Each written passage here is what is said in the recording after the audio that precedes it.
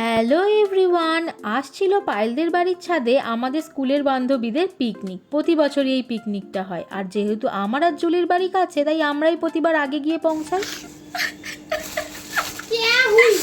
পেঁয়াজ কাটতে কাটতে কাটছি আমি।